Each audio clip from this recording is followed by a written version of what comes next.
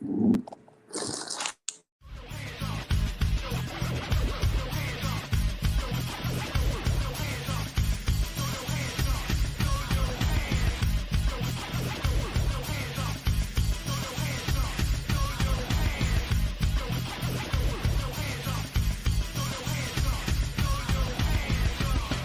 12 o'clock in Frisco, Texas, and it's time for Smoker Broker Radio with Robert Mesh, a.k.a. the Smoker Broker. Robert is the owner of Small World Realty and has employed hundreds of real estate agents in his 17-year career. He has instructed and mentored over 10,000 real estate agents at the highly acclaimed Champions School of Real Estate and is considered an expert in Texas residential realty. Robert is also an advocate of true entrepreneurial spirit and has helped many to transition from corporate America into the world of self-employment. And now live from the studio to your world, the Smoker Broker. Hey, welcome to Smoker Broker. I'm Robert Mesh, and I'm the guy they call Smoker Broker. Love my buddy up there, always mimicking. He's done this long enough. He's done so many of these. He can do this in his sleep, mimicking the same way that I do. Happy Thursday. Hope everybody's doing well, as we are always doing, taking the Thursday slot. We've been doing it for almost 3 years, I think 2 or 3 years for sure. No, 2 years for sure, and almost 3. Love being with you on Thursday. Great time of the week before you guys get into the weekend to get a little bit of real estate knowledge. Always better to do it on Thursday versus Friday, because Friday really nobody cares about anything. So I always like to do the show on Thursday. Getting into the summer, we're continuing our move with the housing market just smoking hot. There were some significant things in real estate this past week that are worth mentioning. The lumber conversation is interesting because, we have all this demand for the materials for building, if you hadn't heard, have just been so hard to get. I mean, it's just because there's so much pressure in the building pipeline. But then this week, there's the discussion about the cost of lumber is going down, and that's a very high comment for when people are like almost wanting to steal lumber because it's so expensive. In fact, it's been funny, all the memes in the past few weeks where you see someone who takes a picture of a lumber truck and they're like, this looks like a good bank robbery or something, because it's so ridiculous. I had one client that how did they say it? They purchased X amount of wood or it was a remodel. They purchased X amount of wood for a remodel about 4 years ago. And I want to say it was $13,000. And then they came back and they said they bought the exact same amount of wood for the remodel they're doing this year. And it was like $20,000 to $30,000 more with the same amount of lumber, so it's crazy what's going out there. And it was just interesting to see the lumber fall. Now, I haven't looked at the economics of this conversation. I'm sure there's something behind it because it is still an excessive demand that's causing it, but there's got to be something weird there. But that was interesting with the pressure that's on the housing market right now to see that type of article out there. So I'm still looking for better explanations. And I'm actually going to study up more on it. But, I always look at current level events and things that we're doing in here with real estate and how it's affected by it. And that was certainly one that came up. Interest rates continue to hold steady. They have gone a little down, a little up. And we're going to continue to see that trend for the rest of the year, I believe. I don't think it's going to basically do anything major. There is some conversation that it starts tending to trend up a little bit as we get towards the end of the year. You're going to certainly see the economics with inflation as it continues to push up, and it is going to push up. You do not have to have a degree in economics from Princeton or Stanford to know that we are going to have inflation. You cannot give that kind of money out to the American people and print that amount of money without the cost of it going up. So it's going to happen. It's already happening if you pay attention to certain things. If you look at a few different things out there, you can already start to see that prices are creeping up just a bit on some of the most common things that we buy. And that process will continue. And probably in another 6 or 7 months, you'll actually it'll make a noticeable difference to those who are on a very fixed income and those who are watching their budget you'll start to see the price we pay for giving out money. Don't get me wrong. In no way is that attitude supposed to be that I'm against anything that we've done with sparking this economy. God knows it was needed. And I think we wouldn't be a third of the way where we are right now if that support wasn't given. Are there consequences to that? Yes. And we're going through those right now. But we'll tell you something I am surprised by. As we are at half point in the year. And in a week or two, we're already in July. And I'm surprised that the job loss ratio is not worse right now. I really thought as we moved into the beginning of the year, the pressure on the amount of jobs that would be lost would be much greater, as most of the corporations, funneled in, they buckled down and they cost cut, and they started realizing they didn't need as many people. And I really thought that was going to result in more mass layoffs. I haven't seen that. I've seen it in some. I've got some friends that are affected by it, and I've certainly seen some companies absolutely go through that problem. But it's not as big as I thought it was going to be, which actually means that there might be a spark because of the lift of COVID and people backflowing, that some people held on just long enough to not only withstand COVID, but now to actually benefit from it because they can still get back into their business and the demand's higher than it ever was. So I'm surprised by that.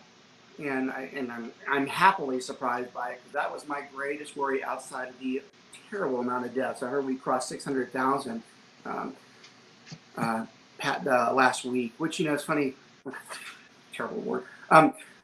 When you look at it, if you look back to last year, we're sitting here on pins and needles and we're talking about over 100,000 people. Like we're devastated by it. Now we've crossed 600,000.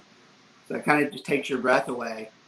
And it's hard when you've gone so far and the world almost seems like it has some type of normalcy back to it.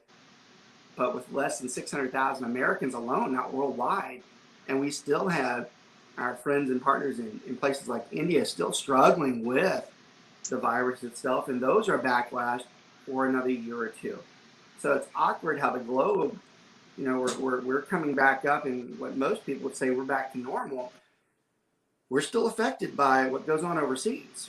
We're still affected. We do a lot of business with India, with China. I mean, that's the majority of the American economy goes through those areas, and if they're still struggling with it, it's interesting to see how that affects us in the end. Because even though we're trying to get back to the normal track, they're still struggling with it, which means we'll have some effect of that too. So always an interesting world on today's show. Real estate's focused by all this, which is why I open up every show with an intro on current events in real estate, because real estate is absolutely affected by what goes on in the economies and the world. It is the one true business that connects us all.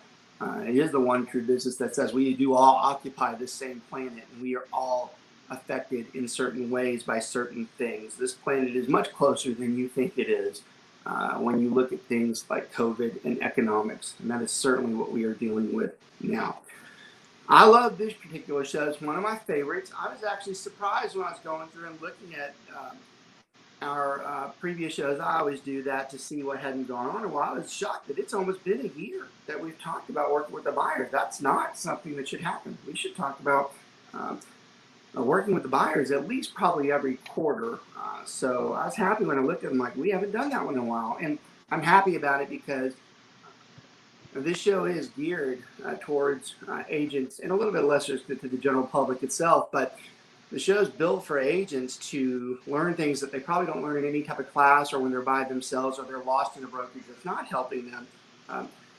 This show is created to really cement those people into coming back to it and trying to gain knowledge that they don't have. In this particular episode, that is exactly what happens. We are going to lay out at least a good part of it, the procedure when you start working with a buyer, because the number one question that we get as a broker and at any supervisor level from a new agent is, what do I do next? Probably had that question 10 times this week alone. And this is one segment of 1,000 what do you do first segments, but this is one of them where we're going to show you. You've been asking us what you do. Well, we're going to show you today. And I always bring my staff, Brian, so look, I've got, just so you all know I how quit. multitasked I am, I actually have a break into some of the online teaching I'm doing right now. That's like literally 20 hours. And when you're on Zoom, the names are popping up there and they're big. So right when I'm looking at Brent, who starts with a B, Brian comes up on the side. I've known Brent for quite some time. He's pretty much like family member to me, so I know his name very well. I got my buddy up there, Brent. He does the shows with me. He runs the show. And of course, I would love it when our top agents with us, top agents in the industry, people like Richard come on, because you get just live experience as to someone who has learned to expertise in this and share with you what they see day to day. So for once, I'm actually going to let them do a little bit more of the talking than I do, but everybody knows I'll cut in the entire time because I just can't help myself. So I'm going to let them start talking about, we are going to start going through what do we do when we start working with a buyer. All right, you guys start talking off so I can be quiet a little bit. Yeah. It looks like Brent's, immediately into this. Brent, are you okay? So look, that's another funny story today too. And you want to see how dedicated of agents I have. I'm on a delay. Both of these two are on vacation in Florida, and both of them didn't even hesitate to come on to the show. That doesn't show you the type of dedication they have. Now, I will say with that, yeah, their connections are probably going to be a little bit tough. So I'm going to see if they're able to do it. Rich, if he freezes, see if you can start covering with it, and if not, of course, I'll jump in as always. But Brent, do you got it? Or you're really like positive there? Am I? No, yes. I don't know. There's a delay. Really bad. There's a delay for my AirPod too, so I don't know. Okay. Oh, good. You're barely there, okay. But I guess it's okay to keep that status in there. You're kind of like the max headroom right now. Is it? Let me try to reconnect. Okay, I'll jump back in. Okay, well, I'll go ahead and start, and Richard can help me because she knows the support level on there. When we start talking about working with buyers, one of the first things we'll do, especially in our firm, it should really be done in any firm, is we are detailed with checklists. Checklists are great on so many different levels because you're taught so much and you can only remember so much. But even if you expertise in the area, you still need the checklist. You still need to remind yourself, did I, in fact, do that? 21 years into this, I still refer to the checklist every once in a while. Sometimes I'm like, I can't remember if I did that or not. So what we're doing at this point is we're going to talk about when we have someone that's told us that they are ready to start looking for houses. We're going to skip the part about how we met them, what the disclosures were, all the agency side of it, because we're going to assume that's already been done. And that's for another show, of course. But then we're going to actually talk about, we're here. The buyer is doing the old, hey, I'm ready to go. You're brand new. And now is when they get to that and they're like, okay, I'm brand new. My friend just asked me, they want to go looking at houses this week. And it literally is a question that we have almost every week, 5 or 6 times, which we love it because that means we have more new agents coming on. And this week was no different. All right, Brent. So when they come through, Brent, let me wave at me so I can see you're still good. Oh, he's still frozen again. It's brutal. I can go. All right. Oh, wait, there he is again, too. Just go. Richie, you go. We'll smart. Do the buyer checklist with us. We've got a buyer. First thing we've got to do prior to, we're assuming you've established what your duties are. You've given them the information about brokerage services, all of that, right? We need to know what they are pre-qualified for or pre-approved for. Make sure they have a quality lender. Make sure we have given the lender a phone call to introduce ourselves, just so you're kept in the loop process, that you've built a relationship. As soon as you have gotten a pre-approval letter, pre-qualification letter, you know what kind of, then you've had the conversation with your buyer about neighborhoods where they have, if they or they need you. You start appointments for looking at homes. The biggest got to make sure pre-approved or pre-qualified for to purchase before you start showing them houses. You'll start, Rich, when we do that, one of the things about the pre-qual or the talk with the lender, it's not a matter of or it's not a matter just of making sure that they're capable. One of the biggest dangers in us starting to show a house to someone who isn't pre-approved is we start showing them houses that they might not be able to afford. And y'all, look, there is nothing worse than getting someone excited about seeing homes, and you show them some really nice homes, and then they find out that that's like 50 to 100,000 too much, and now we have to go show them those houses that are in that price range. That is not something that is very fun. So it's not just a matter of making sure they're ready to go. It's also a matter of making sure they are where they really should be and that we don't overextend them. So usually what I do, I help my clients once they've figured out, say their budget, they're pre-approved for up to a 500,000. I always offer my clients to start looking at the lower end of year. Don't start at your max. You want to be able to have some wiggle room that in case you need to increase your budget a little bit, you have something. You start right at the mark, and you know, I guarantee the house that you're in love with is going to be about 600, 650. Y'all, let me give you a takeaway there. We do takeaways from the show. Richard just gave you a big one.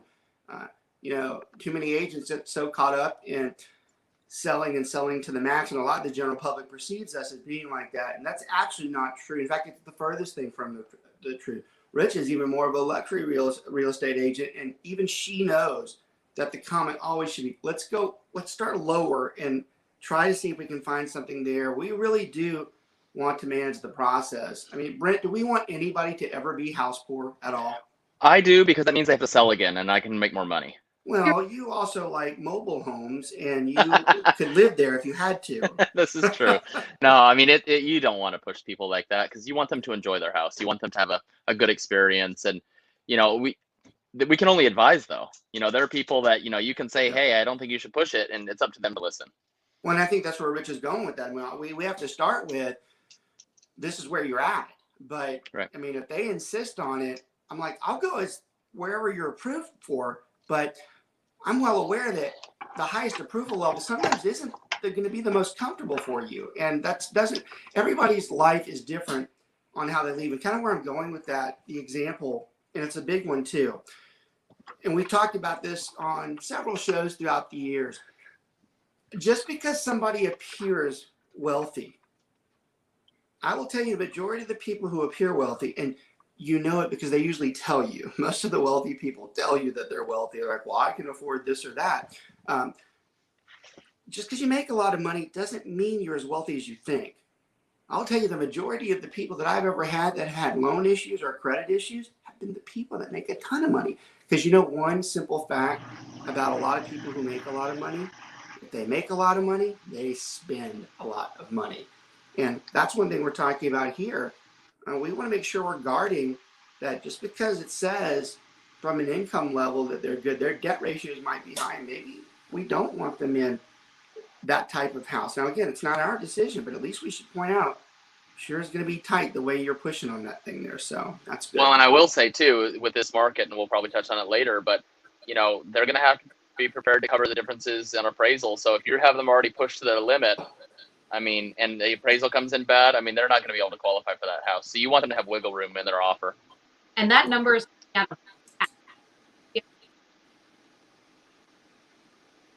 Is she cutting out there too, Brent, to you? Yeah, I can't hear her. Yeah, Go ahead and cover for her till she gets back on. It wasn't a good point she was going to make, so that's why the system just cut out. Yeah, we can't hear you, Richard. All right, Brent, go on the next checklist there. Keep it on. You're going on a checklist on the next things we're going to do when we're starting off with them. Better, yeah. Okay. Yep. Brent, go ahead and watch the next one there. Yeah, all right. So I had my checklist on my phone, and now I switched over to my phone. So I'm just going to wing it because I know the checklist. So, you know, we've already established what they're looking for, right? We want to talk about what area, what size, you know, how old of a house do they want to go, new construction. And to be honest, right now, that almost is out the window, right? It's kind of like we can maybe narrow it down to what can you afford? What are you prepared to get? And we can maybe hit a couple of things on their checklist. But in this market, for them to get their dream house, it's going to be pretty difficult. So that's a great takeaway today, too. And again, the show can be very just as good for me as it can be for a lot of the people who watch on archive. And actually, it just reminded me that we probably need to go back over it with our own crew. The checklist is created, as everything I teach training wise, for historical correctness. But right now, that's out the window. So a lot of things that we typically ask a buyer for, we probably, even with our own agents, we need to start cautioning them on, well, look, that's how you're supposed to do it. But right now, that is not what we're going to ask. Now, we do that because we review all of our agents' files as they come through to make sure they're right. And we point those things out. But it did remind me that maybe on our checklist, we probably need to start saying, y'all be careful with those things, because you should know that some of that stuff that we're asking would not be things we're asking in such of a market. That was a good point, Brent. All right.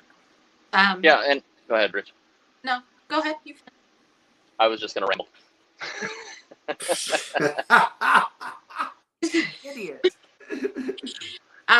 So let's say you have now once met all this criteria. You have found a house you can make an offer on, or a house that a client likes, they're interested in. There's a lot of work on our side to help them decide. Now, not in a market that we're in right now, in which is very atypical, but a typical market, if we're looking, there's a lot of things to verify. Find out all of the comps that are in the neighborhood, what has sold in the last 6 months, so you can help them make an appropriate offer. Make sure that the clients verified the schools that their children are going to go to, because redistricting and zoning happens a lot during the summer break, which is usually when a lot of families are purchasing homes. Got to make sure if there are any neighborhood amenities or anything that are going to be added or going to be changed. Are there any new schools that are zoned to be in the area? That can affect their commute. That can affect their everyday, day-to-day life for that neighborhood. So these are all certain things that they're relying on us to help them find this information. But there's a lot of that involved in, and I think if you don't have that ahead of time, like verified all of that information ahead of time, I think things can get really, really dicey. Say their offer gets accepted, and then they're like, wait, it's not the right school. I don't have a house. Yeah, definitely the competency level shows in if they've asked us certain things that we have to be pretty specific and make sure that we followed up on those. What are some of those things that we start looking at? If they've asked us to go look at houses, obviously, Rich is starting to talk about some of those. What are even some of the more specific ones? I mean, what do we need to know from these people as we build this search? Gotta look at closure. The buyer provide, correct? Brent, help her in when you see her. When you see her cut in, you go ahead and I can hear a little bit, but go ahead and respond what she's saying. Well, that sounded like it was alien language, so I don't know what she was saying, but I think we're going to talk about, they're going to look at area, location, commute. Those are the things that we want to make sure that they know. And she was talking about schools. That's a good point for her. And then, another thing is property taxes. Different areas have higher property taxes than others, which is going to affect their payment. So, as long as we've got them, set up with a good lender that's going to be able to tell them what a realistic price range is for them, and then we have to prepare them on how to be aggressive in this market, because if you're not getting your deal. Yeah. All right. Now do the thing that I asked you to do. When we start building the search, what do we need to ask them? How big is that house? How big of a house do you want? Right. Where do you want it to be? What's the price? Those things. Start going that route with me. I hate my life. Yeah, Rich, are you back? I think I am. I don't know if I am back. Yeah, You're back. I'm back. That's better than ever. Are you asking what kind of things that we're trying to ask them, what features that they need in a house? We have to put this in the MLS to build in the search. What are those points? Yep.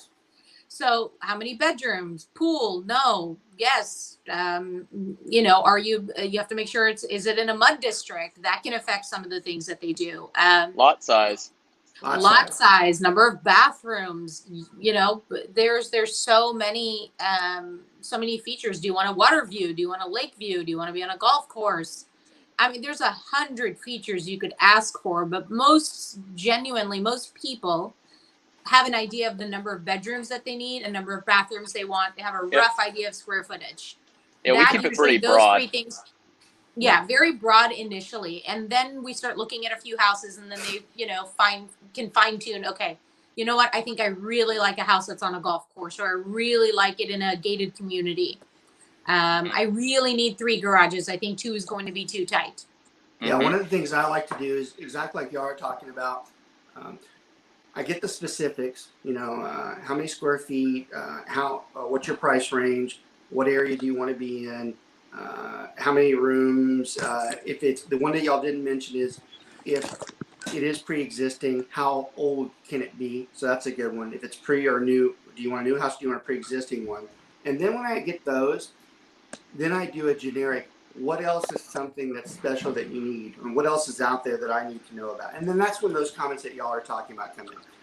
Well, we want a bigger yard, or we want a big kitchen. And then that's when we have to be more detailed when we go through and create the search, which that's a good transition, because I want to talk about that, because this is helpful for a lot of the agency, because this is something they struggle with when they're new. So when we go into the MLS and we start creating these searches are pretty general with the information we requested from them, but they did ask for some things that were more special. So when we have that, it is hard. There are custom searches you can do on the MLS, but sometimes we have to do the general search first, and then we have to go personally in and see if any of that stuff's available to them. So kind of go through some of the experiences y'all have when you go through the MLS, or when you're putting the search in, but you have to pause because you're like, wait a minute. Talk to them about, before you send that off, what is it that you're looking to make sure of when you send it off to them? There's some obvious things in there. I want to make sure we have that down. We are talking about the beginning of working with the buyer. Well, the obvious thing is the price, right? Because a lot of times you're going to find what they want, and it's $100,000 more than they want to spend, and that's a good way to piss off a buyer, right? They're going to think, oh, you just want to get a bigger commission. Great takeaway from the show what he just said. Oh my, that's a good one. Yeah, that's never a good thing. I just tell them from the very beginning that I'm gonna send you more than you want to see, because if I narrow it down so much, there's gonna be homes that are gonna be out there that you're not gonna see that you would have probably moved on. So I just tell them, I know you want 3-car, but maybe there's an awesome home that has 2-car, but you love everything else. So I'm gonna send you everything, and if you don't like it, just ignore it. So that's a good takeaway too. Another takeaway from the show becomes, we know the search won't be perfect. We're going to send it to them. We are going to outright tell them, hey, look, we know there's going to be some in there that you said you don't want, but I cannot make it to where it's just absolutely perfect with what you want. So just ignore the ones that we, like for instance, if they say, hey, look, I do not want any 2-car, that's probably a bad example. I don't want any type of 2-car garage. And it just makes sense that those are in the search. You're like, well, just ignore the 2-car garage then, because we know you don't want that. Sometimes we have to tell them that because the searches are not so defined. I use a bad example because you can isolate garages, but you understand the point. There are some things that we just can't go in there and alter. I'm trying to think of one. There should be like 20 off the top of my head, but I can't think of any. But I thought pool is one of them. What's that? A pool. Yeah, well, but you get the pools in there. I mean, the pool, you can register the pool. I think the one that gets me is the 1.5s. The 1.5s are not labeled in the MLS, but you have them. It's labeled as a 2-story. Yeah, it's only a 2. That's one that sometimes we have to go in and filter and say, well, it doesn't search that way. It doesn't have a 1.5, which I don't know why. I don't know why it's so hard to do that. But and the other thing is, if you're putting thing in there.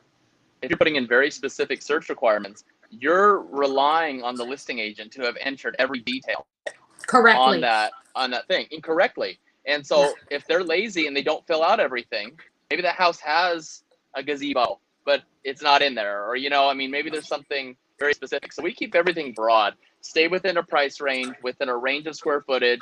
Bedrooms kind of a range, but you can make that pretty close. Acreage, like I've got people that want an acre, but I'll still search 0.4 acres and up because there might be just a great lot with a green belt beside it or something like that. So just keeping it very broad. There are specifics like a pool, like Richard was saying, that if they don't want a pool, then I'm not going to send anything with a pool. They just don't want it, right? So now the opposite can be true though, that if they're demanding a pool and it doesn't have one, I still send it. Be like, because if you get a good price, you can put your own pool in, right? That's something a little bit easier. Yeah. Talk about, Richard, when you, once you've got your search down and you're ready to send it, what's something that you're concerned about from an overall, if you look at your search, what's one thing you want to make sure of that you're sending to them? I'm sorry, you're going to have to specify it. Yeah, and I can I almost stopped because I realized it was almost too general the way I said it. I don't know the correct list. No. It's my the way I explained it. I actually almost stopped in mid-sentence with it. I'm Ron trying to think of Burgundy. a better way to question it, but I don't think I can. The when you pull that search, Mm-hmm. one of the things we get immediately concerned with is if that search comes up and there's only 2 or 3 houses on it, we have a problem, right? Yep. Because we're about to send that to somebody, and we know that those 2 or 3 houses, if they're on there, chances are they probably don't like those 3, which means they're going to have a tough time finding something. And that the point I want to make here, and this is tough too, because I think this is more of a historical teaching than it is live, but it actually can be applied to right now, probably more so than ever. If I pull a search and if there's not at least 10 to 15 homes I can send them, I'm probably going to struggle. And then on top of that, when we do send them, let's actually say we do find a list that's good enough to send them.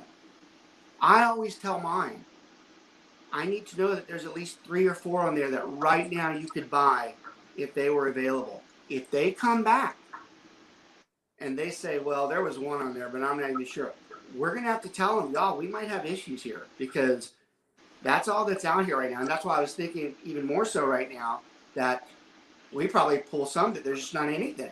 So we Well, really have to tell something- them. Go ahead. Go ahead. I think it goes back to, I feel like we repeat this theme, or maybe, I don't know, I repeat it every time I have this kind on this show.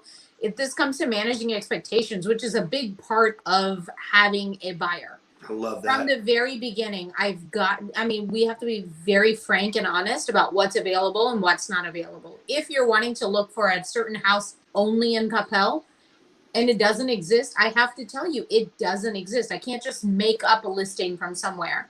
Right. And we have all of us agents have networks where we can, interact with other agents and be like, hey, is there something coming soon? All of that. Right. But you don't have access to that right away and immediately until you have the specifics a buyer needs.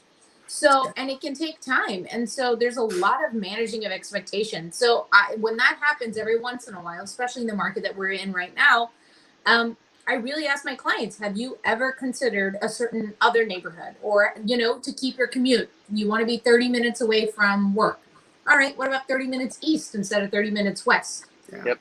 That's And an then- excellent. That's an excellent explanation. Like, And that's that why way you still highlight all the other things that are important to them. So, you still make sure that they are still looking at good school districts if they have children, or making sure that it's a walking distance from grocery stores or very close to highways. These are all things that we have to fine tune as agents. Yeah, y'all. Let me There's tell you, nothing those of you who are available. watching, especially those who are going to watch on archive, the newer agents, that's a really good explanation she just gave you. First of all, she knows, and anybody else knows me too, managing expectations is everything with me. Almost every type of class or topic I teach has something to do with setting expectations. It's just good business expense. But she is going literally through the things that you should be being prepared for and paying attention to as we build these things. That person needs to know that. Notice how she said that she didn't have success in the place that they were actually looking for. She didn't just say, well, I can't do anything and stop.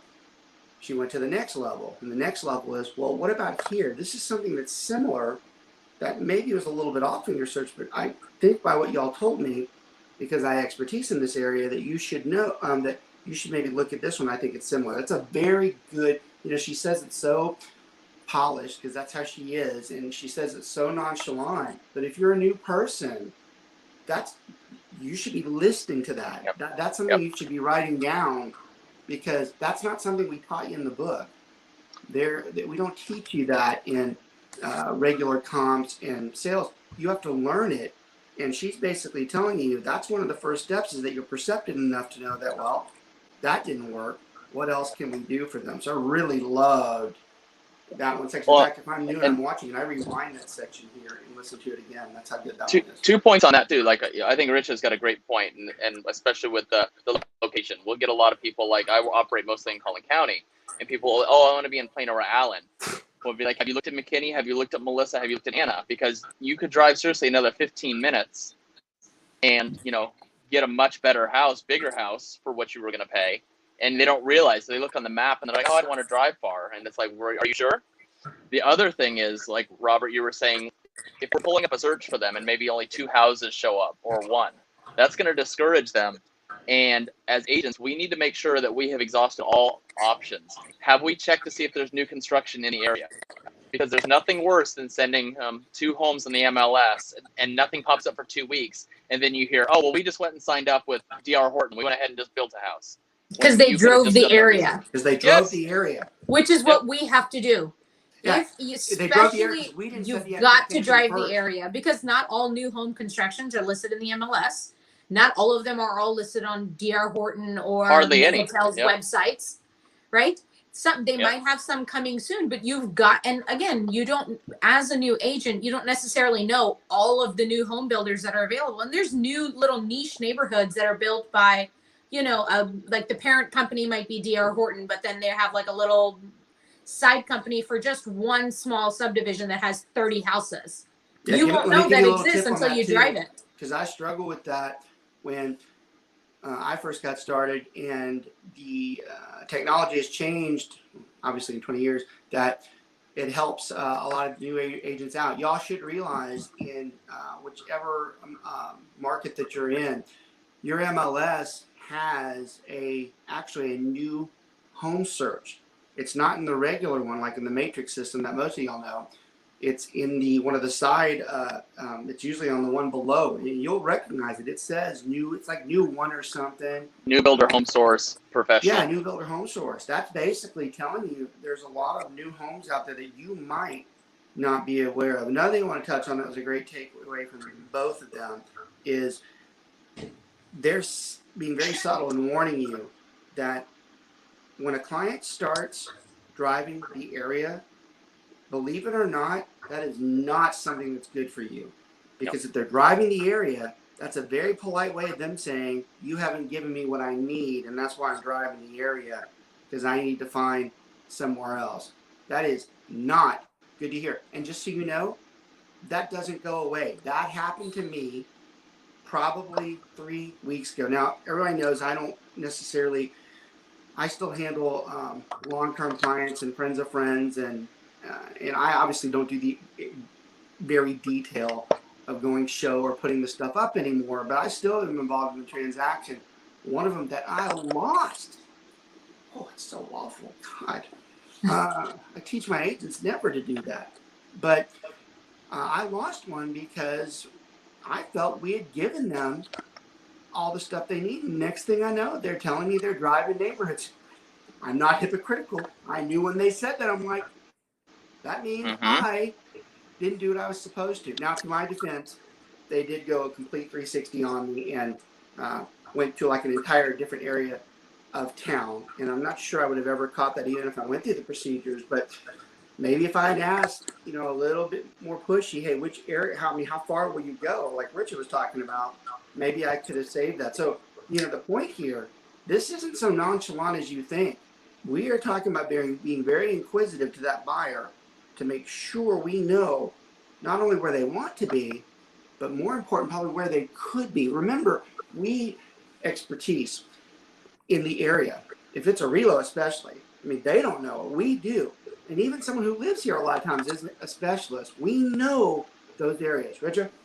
I was going to say, I'm going to make a suggestion. Again, this is, like Robert said, he made a mistake. We've all made these little, faux pas, and it happens. But the other thing, I always remind my clients, like if I'm working with a new, for looking at pre-existing homes and you see like, okay, you're not finding what you want. I always tell them like, hey, I know on the weekend, sometimes you guys are free and you drive around. If you see a neighborhood that I haven't identified, let me know. I'm going to find out all the information possible. And when you go in and don't build go into it unless we're there. Don't go into, and I tell them all the time, like, okay, if you go to an open house or, go to one of the showrooms, tell them you are represented by an agent. Tell them that if I'm not available for whatever reason, tell them you have representation. And a lot of the times buyers think they don't need a buyer's agent when they're purchasing a new existing home, but you do, because there's so much negotiating room on that table generally, whether it be in terms of upgrades, whether it be in terms of paying a premium on a lot. That a builder is not in the business of giving away a home for the least amount of price as possible. They're Especially going to now. upcharge you for everything possible. And the best thing they can hope for is an unaware, uneducated buyer that just thinks, oh, I just want a new house. I don't want to deal with the old house. I'll just go and pay them whatever they're asking. So let me add something to That what Richard just said, because she gave you the blueprint for the script on why you tell a buyer that before they walk into new construction. But one thing I found over the years, of course, that's the most important. That's how I train, exactly what she said. But one of the other things that I've noticed that's actually been effective, and it's actually true, a lot of, and it really puts an emphasis on your buyer to not do this. A lot of times I'll tell them exactly what Richie just said, and then kind of as a punchline, I'll say something like, hey, look, I'm telling you right now, you don't want to go in there without me, because if you do and they get your information, they will beat you down like there is no tomorrow. One of the greatest benefits of having an agent, and believe it or not, it's the fact that we take the beating. Let them call us 100 times if they want to. But if you go in there and start chumming away with somebody and put your stuff down, most people don't want that. Most people don't want the aggravation. It's really the car sales thing. The moment you walk out there, they're right on you. You're like, ugh. That does happen in housing. And if you don't want that, which you shouldn't, then don't go in there. Let us and go with in there. They a won't with beat a you new up so construction long. and with a new construction home, again, when you're a new agent, that some of this comes with experience. You help a couple of clients and you start looking, not necessarily even making an offer, but just have an idea of, okay, you know what? An upgrade for all hardwood floors in an entire first floor of a house, generally the upgrade is about this much. Yeah. So if you find out that a new builder that you're going to, again, some of these points don't make logical sense right now because lumber is outrageous. New homes aren't necessarily available. You're on a wait list, but generally, you have an idea that, okay, all new hardwood floors and the entire first floor is about a $10K surcharge, right? Versus carpet everywhere. If you see that this builder is charging you $20K, you know for a fact that there's at least that much wiggle room, potentially, right? For you to offer. And I just had this experience. It's so funny. A client purchased a house with me, I think 4 or 5 years ago in a new community out in Prosper. And initially the buyer's husband never told this to me, but he thought when I made a certain offer or told him they should make this offer to the builder, he thought I was being crazy, that I was going way low. I was almost insulting the new home builder, that he wouldn't ever purchase it. And we bought it for exactly that number because they accepted it. Yeah, I love it. My clients were going to pay $35,000 over because that's what the builder told them. That's incredible. Let's and just so you know, this is usually a 4-part session, which is why we chop it up because it takes a long time to go through it. Before we have about I don't know, we have about 10 more minutes, 15 more minutes, but I'm going to make it just about 10. I want to talk about just the next phase so we can have a nice clean handoff to the next time we do this. Let's say we got the search ready. We gave them those searches. Let's tell especially the new agents out there, how do we get those things scheduled, and what's the plan once we schedule them? What do we need to look at when we're going to go show those houses as far as timing and how we're going to drive it? So let's do that really quick. And then, Brenda, as soon as we cut that off, let's go to just get our sponsors, and then we'll cut it off there, okay? Okay. Richard, you want to take that or you want me to take that? You go ahead. Yeah, you go ahead on this one, right? All right. So when I'm scheduling, first of all, new agents will get beat up all the time by their buyers. We're going to want to see 30 homes in one day. And more experienced agents are going to say, you need to pick like 5. I'm not doing that all day. Pick your top 5, and we're going to go see those. And, when I take all the listings, I take the MLS numbers and I put them all into the search, and then I see them all on the map. And then I am going to pick the one furthest away from my house, and I'm going to map it and estimate how much time it's going to take to get to each house. It's an hour-long showing window on each, and I stagger them by about 15 minutes each if the drive's not that bad. So by the time I'm done with the last one, I'm just towards the end of that showing window, and then I'm closer to my house on the way back. I do a 30-minute buffer time. It's not, No, and sometimes you get buyers that want to spend forever in there, which that kind of screws up your time. That happens a lot. So I tend to it's interesting. I tend to do a 30-minute buffer time between the houses to include, okay, we're going to look at the house for about 15, 20 minutes, sometimes 25, because they want to really revisit. and then Right. it's going to take me another 5, 10, 15 minutes to get to the next house. Yep. Yeah, it just depends on the distance between them. Just So it's like, yes. yeah, estimate about 15 minutes. Some take longer. I had buyers that walked in and they're like, oh, I can't stand this house. And then they spent 20 minutes and they're trashing it. Like, why are we here? Let's go. Come on. We got things to do. Yeah. So yeah, I mean, the main thing though I would say in this market is be ready the day that it hits the market. You gotta be one of the first ones in if you want to get that house. And I had some of our agents ask me like, hey, what's the best day to list a house? And I'm like, in this market, it doesn't matter. Put it on whenever. So if it's like I just listed one yesterday, you better go. You're ready to see it on a Wednesday morning. Go get in there. Yeah, which is, again, I've been saying this the last few months now. My biggest worry is the agents that are coming through, I just hope they're being taught historically correct, because if they're not going to know what to do when the market gets back to normal, which, again, hopefully y'all appreciate as our audiences. That's what we do. We show you how you're supposed to do this, but then we break it down to what's happening. That's actually one of the most advantageous parts of this show, is that it's current, and not only is it telling you what we're supposed to do, it says, well, but right now, this is what we have to do, because this process is completely different as well.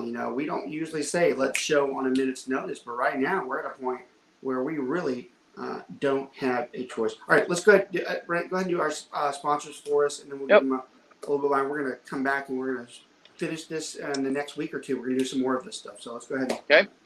Awesome. So our first sponsor is Martin Cooley with BPG Inspections. He is our go-to home inspector. We, of course, always give our clients a number of inspectors to choose from, but Martin is the inspector that we prefer. He is always on time or early, finishes in a timely manner, gets the report to you the same day, and all reports are color-coded. Red for serious issues and blue for minor things to look at. You can always book him at bpginspections.com or reach him at 817-401-3240. And last but not least is Greg Holdberg with Liberator Health Insurance. Your simple solution to affordable healthcare is here. Join the Liberator movement and take control of your healthcare. Customize your healthcare plan to fit your healthcare and budget needs. Use any doctor or hospital without a penalty, in or out of network. Teledoc is included in all plans. No annual deductibles and no copay. Liberator Deal of the Week. A family of 5 got great benefits, including a health savings account that caps out at $5,000 to cover any out-of-pocket medical expense, all for just $569 a month. As an independent agency, Liberator is committed to transforming healthcare in Texas through innovative healthcare plans that are affordable and rich in benefits. For more information and to get a quick quote, call or text Greg Holdberg, independent health insurance broker, at 214-886-4688, or visit them at liberatorhealthinsurance.com. Yeah, thank you, Brent. Yeah, we love our sponsors. There's some good guys out there. We don't put anybody on the show that we haven't used quite a bit, and we're not super comfortable with. Hey, look, I want to thank both Brent and Richa. I don't usually thank Brent because he's supposed to be here anyways. And Richa, I'm always going to thank. But even more so today, I just want to make a point, and it's biased and because it's mine, but, to have 2 agents that have done this that long and be on vacation, and obviously even having to have technical difficulty with their Wi-Fi, to cut time out of their day to come on, not even forced. Well, Brent is, but even then, coerced. That shows the quality of the agents we bring through, and the good-heartedness of them and their willingness to help other people out there. So I want to especially thank both of them today, even Brent, for doing that. This section, some of you are like, oh, wait, I thought I was going to do all the working with buyer. Well, if you go through any of my teaching, it's always long. It always takes a long time. So this is one section probably out of 4. I think, actually next week, I think we are going to have a leadership. I think Mr. George Giovanni is going to be on with us. So we'll probably do that. But then we're going to follow the next week. We'll come back into the same conversation and start off right where we left off. So want to thank everybody. I hope you guys have a great week. Keep cruising through. We're going to be at July 4th before you know it. And school will be back in less than a month. The world goes round and round. It's quick. It's fast. So let's hurry up and do the things we need to do. Thank y'all for watching. Keep watching on archive. Keep sending to people else. Y'all have a good one. Brent, Mark, I got to literally split. Richard, thank you so much. Goodbye. Literally split. Ew.